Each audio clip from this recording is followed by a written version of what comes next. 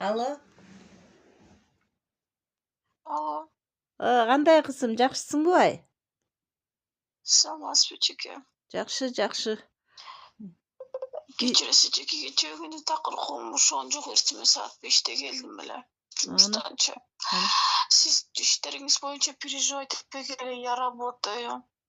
Биздики аны Бүтөйүн деп калганда чакырып айтып коем. эми 1 ай 2 ай деле күтө беребизби? Иә. Азыр бир аз эрте жеке, что-то говорить сиздерге.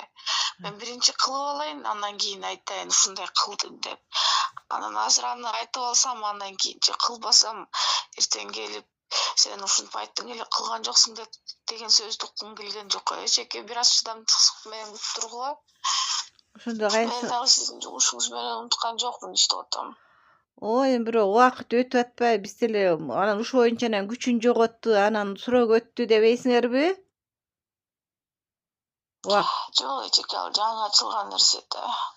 Макул, давай да анда сүйлөштүк. Рахмат, макул бай.